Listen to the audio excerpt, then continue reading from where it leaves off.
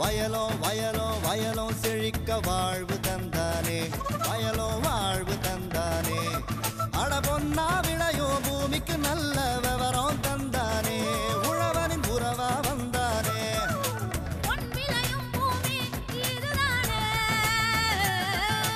வயலோ வயலோ வயலோ செழிக்க வாழ்வு தந்தானே, வயலோ வாழ்வு தந்தானே.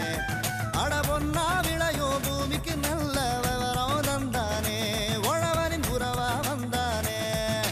தந்தன தந்தன தன தந்தானே, மண்வள பொங்கிட துணை வந்தானே. தந்தன தந்தன தன தந்தானே, மண்வள பொங்கிட துணை வந்தானே. வணக்கம் வேளாண் பெருமக்களே. இன்றைய பொன் விளையும் பூமி நிகழ்ச்சியில் முதலில் வருவது மாத்தி யோசிச்சேங்க. தேசிய வேளாண் வளர்ச்சி திட்டத்தில் தட்டைப்பயிறு சாகுபடியில் வெற்றி கண்ட விவசாயி சி ரத்னம். இவர் தேனி மாவட்டம் போடி நாயக்கனூர் தாலுகா பி தருமத்துப்பட்டி கிராம விவசாயி ஆவார். தேனி மாவட்ட வேளாண்மை துறையில் வழிகாட்டுதலின் பேரில் தேசிய வேளாண் வளர்ச்சி திட்டத்தின் கீழ் விதை, உரங்கள் போன்றவற்றினை மானியத்தில் பெற்றும் பயறு வகை பயிர்களில் பூ உதிர்வதை தடுத்திட வேளாண்மை துறையின் வழிகாட்டுதலின் பேரில் DAP உரத்தினை தெளித்து தட்டைப்பயிறு சாகுபடியில் அதிக வருவாயினை ஈட்டி வரும் இவரின் அனுபவங்களை நம்மிடம் பகிர்ந்து கொண்ட போது,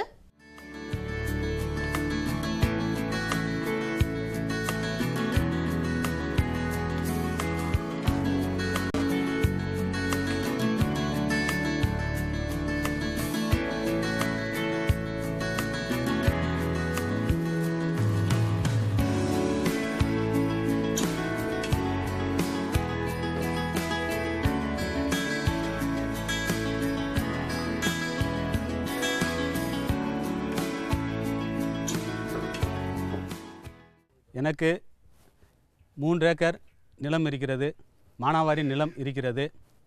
அந்த நிலத்தில் இந்த 4 வருடமாக அந்த நிலத்தில் எது விளைகிறதோ அந்த பயிர் வகைகளை வைத்து கொண்டு வருடம் அதையே விதைத்து பயிர் செய்து கொண்டிருந்தேன். இயற்கை ஒத்துழைப்பு இல்லாத காரணத்தினால் போன 3 வருடமும் மகசூல் குறைந்து கொண்டே வந்தது. அதனால் இந்த வருடம் இயற்கை ஒத்துழைப்பு இருந்ததினால் இந்த வருடம் பயிர் வகைகளை மாற்றி அமைக்கலாம் என்று நினைத்து போடி வேளாண் அலுவலரை அணுகினேன். அவர் தேசிய வேளாண் வளர்ச்சி திட்டத்தில் கிராம விதை வளர்ச்சி திட்டம் மூலமாக கோ7 தட்டைப்பயிர் எனக்கு 60% மானியத்தில் கொடுத்தார். அதை விதைத்தேன். அதுவும் இல்லாமல் இந்த விதை விதைத்தால் மட்டும் போதாது, நாங்கள் சொல்லுகின்ற அணுகுமுறைகளை அணுகினால் அதற்கு தகுந்த வருமானம் பெற முடியும் என்று சொன்னார்கள். அவர்கள் விதைத்த 15ஆவது நாளில் களைக்கொல்லி மருந்து தொளிக்க வேண்டும் என்று சொன்னார்கள். அதே மாதிரி களைக்கொல்லி மருந்தும் அவர் கொடுத்தார்கள். கொடுத்ததை நான் செய்தேன். அதன் பிறகு ஒரு 30 நாட்கள் கழித்து DAP 2 கிலோவை 100 லிட்டர் தண்ணீரில் கலக்கி தொளித்தால், இனியும் பூ எடுக்கும் சமயத்தில் தொளித்தால் பூ கொட்டாது, இனி மகசூல் அதிகமாகும் என்று சொன்னார்கள். அவர்கள் சொன்னபடி DAP 2 கிலோவை 100 லிட்டர் தண்ணீரில் கலக்கி மருந்தாக அடித்தேன். வருட மகசூலை காட்டிலும் இந்த வருடம் அவர் சொன்ன அணுகுமுறையை கடைபிடித்ததினால் இந்த வருடம் மகசூல் இதுவரைக்கும் போன வருடம் ஒரு ஏக்கருக்கு 250 கிலோ 300 கிலோ எடுத்தேன். இந்த வருடம் இப்பொழுது அரை வெள்ளாமை தான் எடுத்துக்கொண்டு இருக்கிறேன்.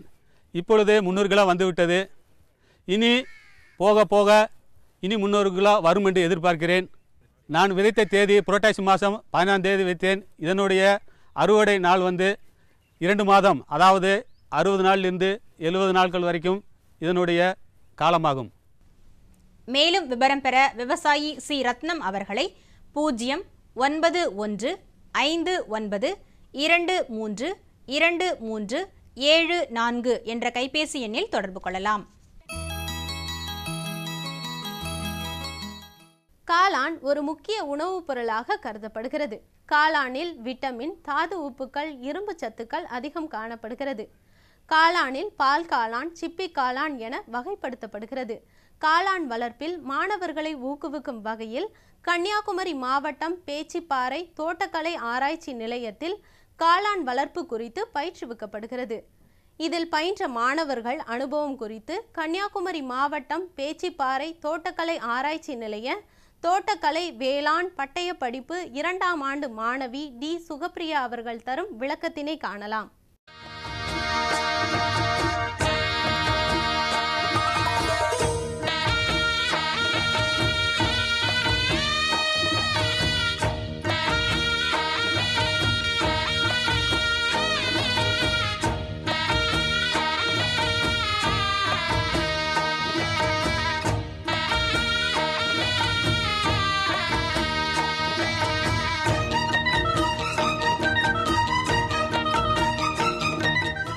எங்கள் கல்லூரியில் வந்து காளான் வளர்ப்பை பற்றி எங்களுக்கெல்லாம் சொல்லி கொடுத்துருக்காங்க. அது எப்படி செய்கிறதுன்ற பயிற்சி முறைகளும் எங்களுக்கு நல்லா விளக்கமாக சொல்லி கொடுத்துருக்காங்க.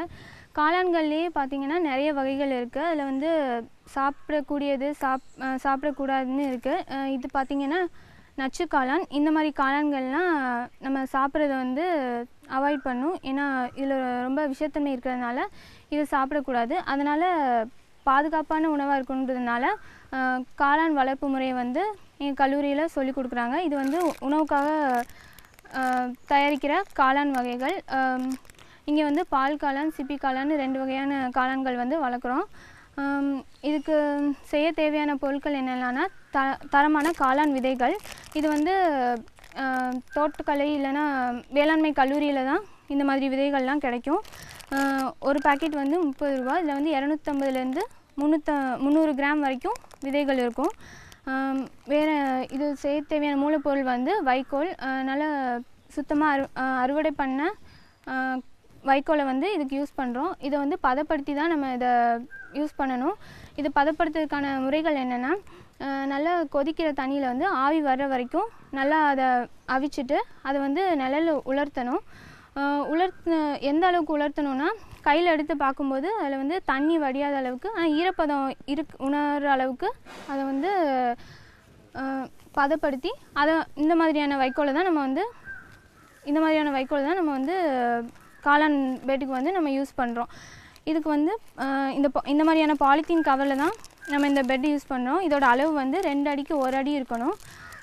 அதுதான் சரியான அளவு. இந்த கவரோடு வந்து 2 அடிக்கு வந்து 1 அடி இருக்கணும். இதில் வந்து முதல்ல இந்த காளான் விதைகளை வந்து பிரிச்சுருக்கோம். இது எப்படி இருக்கும்?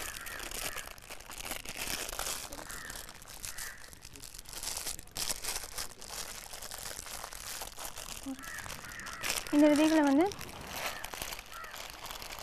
ஒரு பாக்கெட்டில் இருக்க விதையை வந்து நம்ம 8 பாகமாக பிரிக்கலாம். இதில் வந்து 2 காளான் படுக்கையை வந்து நம்ம போடலாம். முதல்ல வந்து கைகளை நல்லா சுத்தப்படுத்தினதுக்கப்புறமா இந்த கவரில் வந்து கீழே சின்னதாக முடிச்சு போட்டுக்கோங்க. முடிச்சு போட்டுட்டு வைக்கோலை வந்து முதல்ல நிரப்பணும்.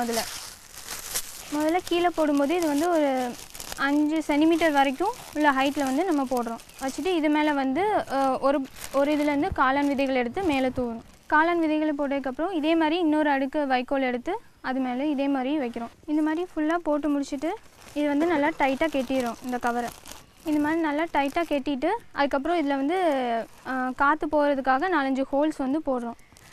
இது நல்லா ஹோல்ஸ் போட்டு இதை வந்து 25லேருந்து 30 டிகிரி சென்டிகிரேட் டெம்பரேச்சர் இருக்கிற ஒரு ரூமில் வந்து இதை நம்ம வைக்கிறோம். வச்சு ஒரு 15ஆவது நாளில் வந்து நம்மளுக்கு வந்து முதல் அறுவடை கிடைக்கும். இதுலேருந்து விதைகள்லாம் முளைக்க ஆரம்பிச்சிடும். இந்த மாதிரி இருக்கும். 15 நாளுக்கு அப்புறம் நம்ம போட்ட பெட்டு வந்து இந்த மாதிரி இருக்கும். 45 நாளில் வந்து முழுசாக இதோட அறுவடை வந்து முடிஞ்சிடும். 2லேருந்து 3 தடவை வந்து நம்ம இதில் அறுவடை பண்ணலாம். ஒரு விதை பாக்கெட்லேருந்து வந்து 2 பெட்டு இந்த மாதிரி நம்ம 2 பெட்டு வந்து போடலாம்.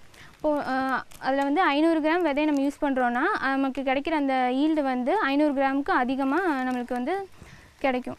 இந்த மாதிரி சுலபமான முறையில் காளான் வளர்ப்பு வந்து நாங்கள் மட்டும் இல்லாமல் வீட்டில் இருக்கிற பெண்கள், இளைஞர்கள் கூட பண்ணலாம். இது மூலமாக உணவுக்காக காளான் வந்து நம்மளே உற்பத்தி பண்ணிக்கிற மாதிரி ஒரு வாய்ப்பு வந்து எல்லாருக்கும் கிடைக்கிது. மீண்டும் அடுத்த பொன் விளையும் பூமி நிகழ்ச்சியில் சந்திப்போம். நன்றி, வணக்கம்.